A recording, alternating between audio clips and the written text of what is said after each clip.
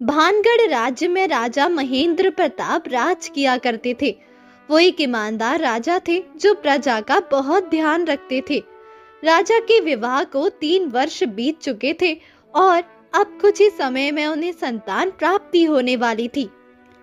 बधाई हो महाराज, कुछ समय में इस राज्य को उसका नया वारिस मिल जाएगा। आपको और महारानी को माता पिता बनने की बहुत बहुत बधाई हो। तुम्हारा शुक्रिया मंत्री। सच कहूं तो मैं भी बहुत खुश हूँ। अपनी संतान को देखकर भला किसे खुशी नहीं होती। बस मुझे चिंता है कि मेरी आने वाली संतान के जीवन में सब कुछ अच्छा हो, उसे किसी प्रकार का कष्ट न हो। क्यों नहीं महाराज, आने वाला राजकुमार और राजकुमारी बहुत ही ज्यादा भाग्यशाली होगा। जब आपकी संतान इस दुनिया में आ जाएगी तब श्रेष्ठ साधुओं से आप उसकी कुंडली जरूर दिखाइएगा। इससे आपको काफी ज्यादा सहायता मिलेगी। हाँ मंत्री, तुम ठीक कहते हो। हमें तो बस उस क्षण की प्रतीक्षा है जब हम पिता बनेंगे। इस प्रकार राजा और मंत्री अपनी आने वाली संतान के विषय में बातचीत कर रहे होते हैं। तभी महारानी वहां पर आती है। कहिए महारानी, आप ठीक तो हैं? आप यहाँ पर क्यों आए? आपने मुझे संदेश भेज दिया होता, मैं स्वयं चला आता। महाराज, मुझे आपसे कुछ महत्वपूर्ण बात करनी थी, इसीलिए मैं यहाँ पर आई हूँ। मेरी एक इच्छा है महाराज, और मुझे आशा है कि आप इसे जरूर पूरा करेंगे। बताइए महारानी, आपकी क्या इच्छा है? हम उसे तुरंत पूरा करेंगे। आप हमारी संतान को जन्म देने वाली हैं। इस परिस्थिति में स्त्री की प्रत्येक इच्छा को पूरा करना ही चाहिए। महाराज, मेरी इच्छा है कि हम वन विहार पर चले। मैं महल में रहते रहते उब गई हूँ। मेरी इच्छा है कि मैं खुली हवा में सांस लूं, जंगल के पेड़ पौधे और पक्षियों को देखूं। बस इतनी सी बात। आपकी इच्छा को हम अभी पूरा किए देते हैं। मंत्री जी, आप सारी व्यवस्थाएं कर दीजिए। मैं और महारानी आज ही वन विहार के लिए जाएंगे। जी महाराज, जैसी आपकी इच्छा। मैं रथ तैयार करवा देता हूँ। राजा का आदेश सुनकर मंत्री वहां से चला जाता है।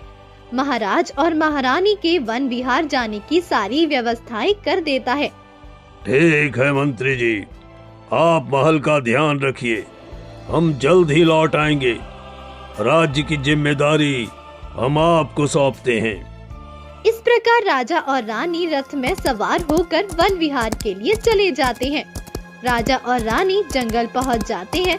तभी एक जगह पर रथ का पहिया अटक जाता है। क्या हुआ रथ के पहिए को? इस प्रकार क्यों अटक गया ये? महारानी जी, लगता है रथ के पहिए के नीचे कोई जानवर है। मैं अभी उतरकर उसे हटा देता हूँ। ठहरो, एक जंगल है और इस प्रकार रथ के नीचे बहुत सारे जानवर आते जाते रहते हैं। अब तुम एक एक जानवर को हटाते रहोगे तो फिर हमारा वन विहार तो यही समाप्त हो जाएगा। रथ को आगे बढ़ाओ। जी महारानी, जैसी आपकी आज्ञा। ये आप कैसी बातें कर रहे हैं महारानी? जंगल में भी तो जीव ही रहते हैं। हमें उनकी सुरक्षा का ध्यान रखना चाहिए।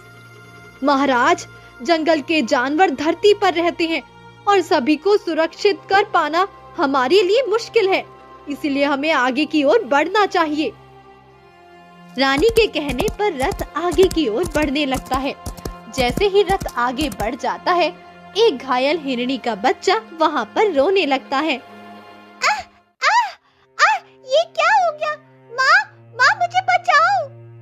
बच्चे की आवाज सुनकर हिरनी भागते हुए वहाँ पर आती है। बेटा, ये तुम्हें क्या हो गया? तुम इतने अधिक घायल कैसे हो गए?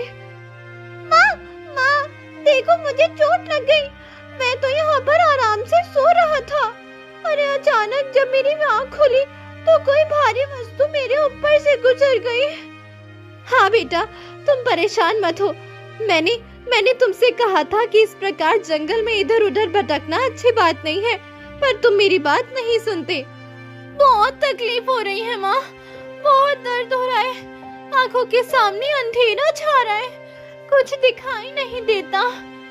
इस प्रकार हिरनी का बच्चा दर्द में तड़प रहा होता है और वो थोड़ी ही देर में मर जाता है। मेरा बच्चा, जिसने भी तुम्हारा ये हाल किया है उसे दंड अवश्य मिलेगा।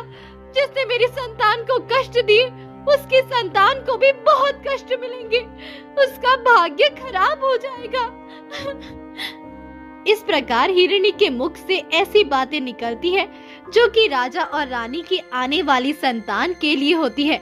राजा और रानी की संतान को हिरनी का श्राप लग जाता है।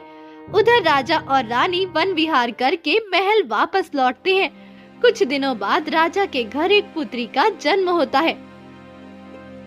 पूरे नगर में खुशियां मनाई जाए, चारों तरफ हर्ष और उल्लास होना चाहिए। हमारी बेटी के जन्म पर कोई दुखी न रहे। जी महाराज, पूरे नगर को सजाया जाएगा और राजकुमारी के जन्म पर बहुत खुशियां मनाई जाएंगी। मंत्री जी, नगर के श्रेष्ठ ज्योतिषियों को महल आने का आदेश दीजिए। हम राजकुमारी के अच्छे भविष्य के विषय में जानना चाहते हैं। राजा के आदेश पर मंत्री नगर से श्रेष्ठ ज्योतिषी और साधुओं को महल बुलाते हैं। राजा सभी का स्वागत करते हैं। हमने आप सबको इसलिए बुलाया है ताकि आप लोग हमारी राजकुमारी की कुंडली देखकर उसका भविष्य बताएं कि आखिर उसके भाग्य में क्या लिखा है। एक ज्योतिषी कुंडली पढ़ता है, लेकिन वो हैरान हो जाता है। उसके चेहरे पर दुख उभर आता है, लेकिन वो अपना दुख छुपा लेता है। महाराज, राजकुमारी का भविष्य अच्छा है। हाँ, बिल्कुल चिंता मत कीजिए। उनका विवाह बहुत ही गुणवान व्यक्ति से होगा। वो हर प्रकार के कष्ट से दूर रहेगी। तभी अचानक एक साधु खड़ा हो जाता है। महाराज, ये झूठ बोल रहे हैं। राजकुमारी के भाग्य में कोई सुख नहीं है। ये आप क्या कह रहे हैं साधु महाराज? आपके और महारानी के कर्मों का दंड राजकुमारी को भुगतना पड़ेगा। माता की मृत्यु से लेकर विधवा होने तक का सफर राजकुमारी को इसी जन्म में तय करना होगा। बस मूर्ख साधु, बस। तुमने मेरे परिवार के बारे में जो कुछ भी कहा, इसके बाद मैं तुम्हें क्षमा नहीं कर सकता। मैं झूठ नहीं बोल रहा हूं महाराज। ये राजकुमारी का भाग्य है। आपको इसे स्वीकार करना होगा। सैनिकों, ले जाओ इस साधु को और कारावास में डाल दो। इसने मेरी नवजात बच्ची के बारे में बहुत गलत बातें बोली हैं। बहुत बड़ा दंड मिलना चाहिए। राजा ने साधु को कारावास में डाल दिया, लेकिन फिर भी साधु की बातें दिन रात राजा के कानों में गूंजती रहती थी। एक मिनट के लिए भी साधु की बात को नहीं भूल पा रहा था। इस प्रकार जब राजकुमारी 7 वर्ष की थी, तब महारानी की मृत्यु हो गई। साधु की कही हुई बात बिल्कुल सत्य साबित हो गई। मंत्री जी, साधु ने जो बात कही थी वो बिल्कुल सत्य हो गई। रानी को तो हमने खो दिया, लेकिन अब राजकुमारी पर हम कोई आंच नहीं आने देंगे। महाराज, होनी को कोई नहीं बदल सकता। आप राजकुमारी का भाग्य नहीं बदल सकते। इसलिए जो कुछ भी होगा उसे ईश्वर पर छोड़ दीजिए। नहीं, हमने निर्णय लिया है कि राजकुमारी का विवाह कभी नहीं होगा, क्योंकि एक विधवा का जीवन अधिक कष्टकारी होता है। राजकुमारी हमेशा हमारे साथ रहेंगी। महाराज, एक पिता का कर्तव्य होता है पुत्री का विवाह करना।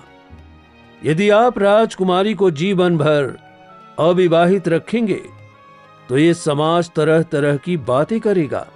हमारी पुत्री की सुरक्षा और उसकी खुशहाली के लिए हमने ये निर्णय लिया है, और हमारा निर्णय ही अंतिम है। समय के साथ राजकुमारी बड़ी हो जाती है। वो विवाह के योग्य हो जाती है। उसके लिए बड़े बड़े राज्यों से रिश्ते आते हैं, लेकिन राजा सभी को मना कर देते हैं। महाराज, आप राजकुमारी के साथ ठीक नहीं कर रहे हैं। इस प्रकार उन्हें अविवाहित रखना ठीक नहीं है। उधर राजकुमारी अपने विवाह के सपने देख रही होती है। आप तो इतनी सुंदर है राजकुमारी, देखना देखना आपका विवाह बहुत सुंदर राजकुमार से होगा। लेकिन मुझे किसी राजकुमार से विवाह नहीं करना है, मुझे तो किसी ऐसे से विवाह करना है जो मुझे बहुत प्रेम करे।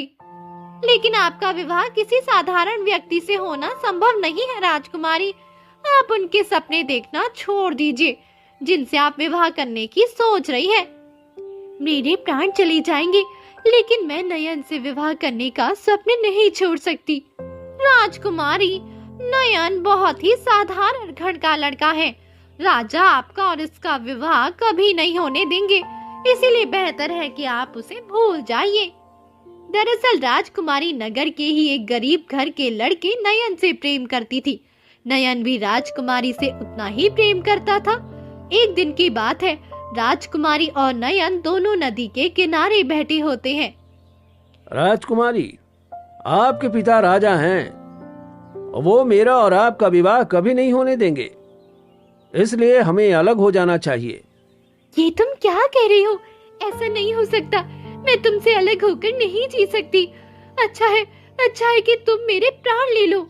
नहीं राजकुमारी, लेकिन मैं बहुत ही गरीब हूँ, मैं आपको महलों का सुख नहीं दे सकता। मुझ गरीब के साथ आपका जीवन बर्बाद हो जाएगा। मैं हर परिस्थिति में तुम्हारा साथ देने के लिए तैयार हूँ नयन। मैं तुम्हारे लिए अपना महल, अपना सुख, सब कुछ छोड़ दूंगी, सब कुछ। अगर ऐसा है तो चलो, हम इस नगर से कहीं दूर चलते हैं और अपनी एक नई दुनिया बसाते हैं। राजकुमारी नयन के साथ नगर छोड़ने के लिए तैयार हो जाती है। वो जानती थी कि राजा उसके और नयन के विवाह को कभी स्वीकार नहीं करेंगे, इसीलिए अब राजकुमारी के पास अन्य कोई उपाय नहीं था। एक दिन जब रात्रि का समय था, राजा अपने कक्ष में सो रहे थे, तभी राजकुमारी वहां पर आई। मुझे क्षमा कर दीजिए पिताजी, लेकिन मैं नयन से बहुत प्रेम करती हूँ, इस कारण मुझे महल छोड़कर हमेशा के लिए जाना होगा। राजकुमारी वहां पर राजा के लिए एक पत्र रखती है और हमेशा के लिए महल छोड़कर चली जाती है। जंगल की ओर जाती है और वहां पर नयन राजकुमारी की प्रतीक्षा कर रहा होता है। चलो नयन, अब हम यहाँ कभी लौटकर नहीं आएंगे। हम अपनी एक अलग दुनिया बसाएंगे। एक बार फिर सोच लो राजकुमारी, महाराज को बहुत कष्ट होगा, शायद वो आपको कभी क्षमा न करें। लेकिन जब वो मेरा विवाह किसी और से करवा देंगे तो क्या हमें कष्ट नहीं होगा? मुझे विश्वास है कि मेरे पिता कुछ दिनों में हमें क्षमा कर देंगे और महल वापस बुला लेंगे। इस प्रकार नयन और राजकुमारी नगर हमेशा के लिए छोड़कर वहां से दूसरे गांव चले जाते हैं। सुबह होती है और राजा को जब राजकुमारी का पत्र मिलता है तो उन्हें बेहद गुस्सा आता है। ये कैसे हो सकता है? महल के सारे सैनिक कहाँ पर थे? राजकुमारी महल से कैसे जा सकती है? रात्रि के समय जो भी सैनिक सुरक्षा में थे उन्हें मारने का आदेश दो। ये आप क्या कह रहे हैं महाराज? ये कैसे संभव है? भला सैनिकों को मारकर आपको क्या मिलेगा? उनकी लापरवाही के कारण राजकुमारी आधी रात में महल से चली गई। उसने पत्र में लिखा है कि वो किसी से प्रेम करती है और उसने उसके साथ नगर छोड़ दिया है। महाराज, आखिरकार आप राजकुमारी को विवाह करने से नहीं रोक पाए। राजकुमारी ने अपना जीवन स्वयं चुन लिया है। तुम्हें पता है मंत्री, हमारी कितनी बदनामी होगी जब किसी को ये पता चलेगा कि मेरी पुत्री एक साधारण लड़के के साथ चली गई। मैं उस लड़के को अपने सामने देखना चाहता हूँ, चाहे कहीं से भी हो, उसे पकड़ कर लाओ। आप चिंता मत कीजिए महाराज, वो लड़का राजकुमारी को बहुत दूर तक नहीं ले जा सकता है, हम उसे जल्द ही पकड़ लेंगे। मंत्री अपने सैनिकों के साथ हर जगह नयन और राजकुमारी को ढूंढने लगता है।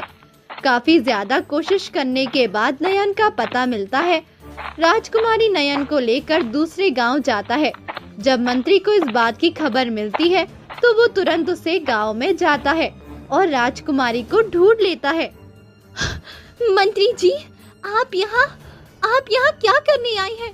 आपको जरूर पिताजी ने भेजा होगा, लेकिन मैं वापस नहीं जाऊंगी। आप महाराज की इकलौती बेटी हैं राजकुमारी, वो आपकी सारी बातें मानेंगे। बस आप एक बार हमारे साथ चलिए। अब से ये ही मेरे पति हैं। यदि महाराज इन्हें स्वीकार करने के लिए तैयार हैं, तो ही मैं महल वापस जाऊंगी।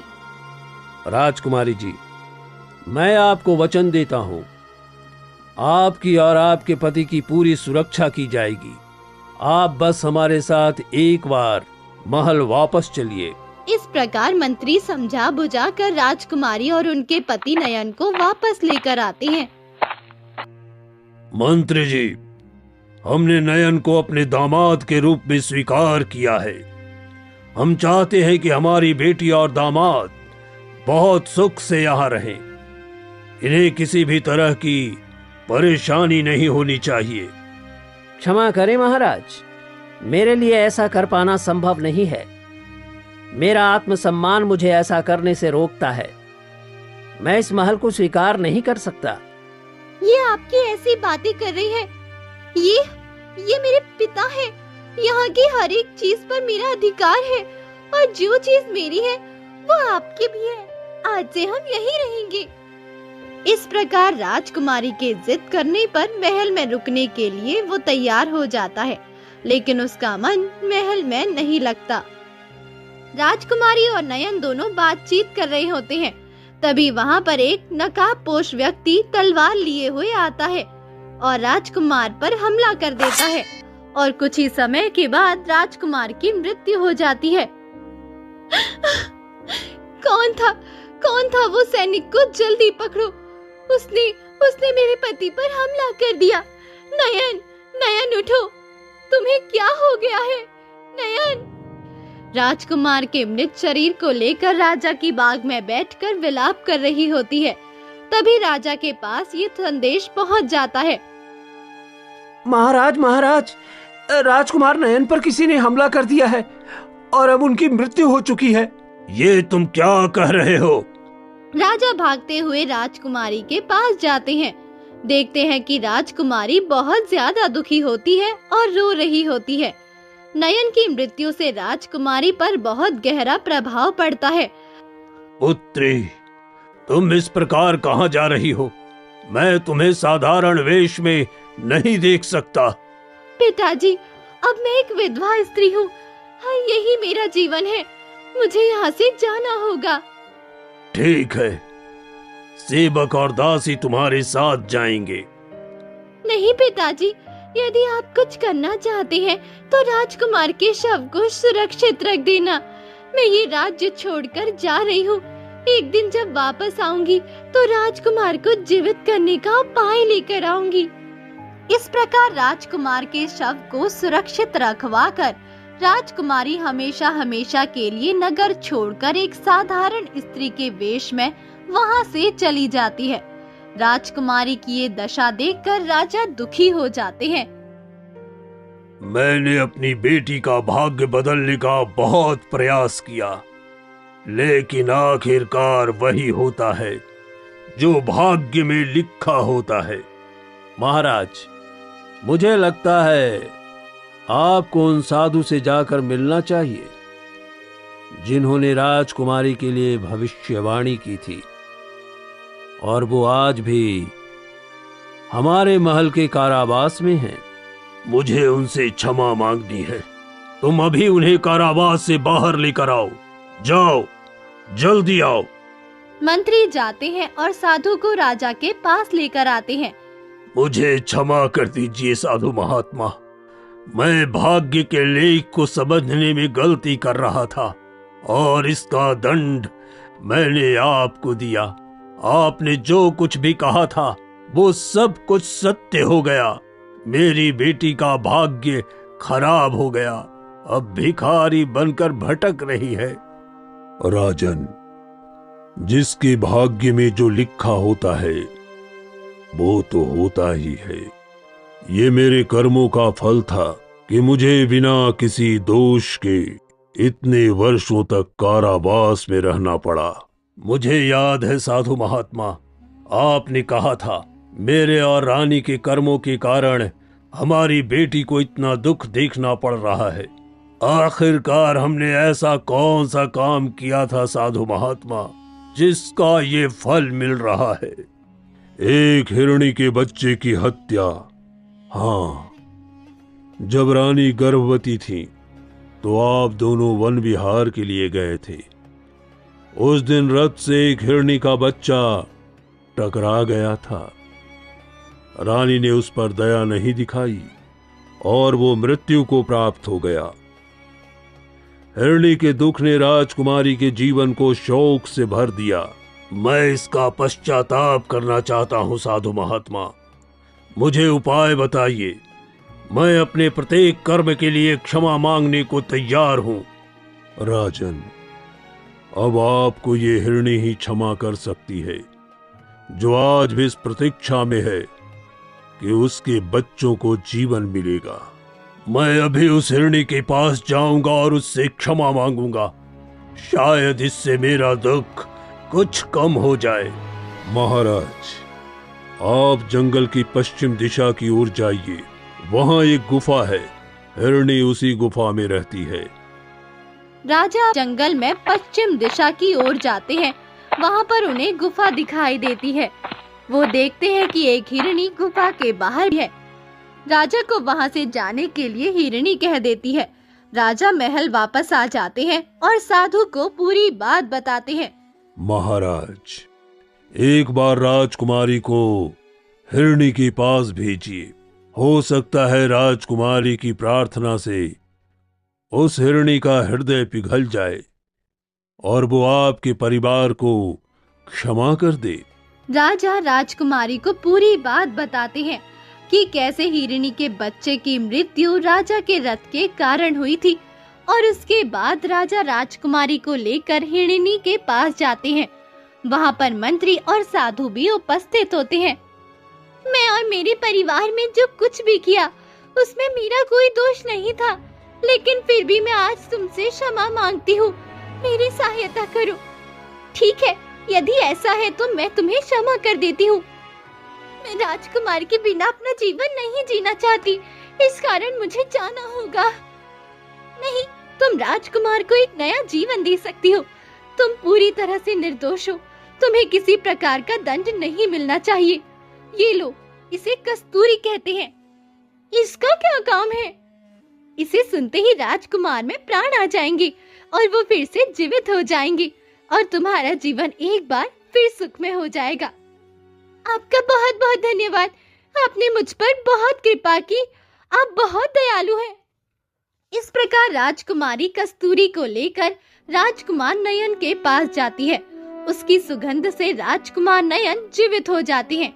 सभी हंसी खुशी रहने लगते हैं। राजकुमार नयन को राज्य का नया राजा बना दिया जाता है।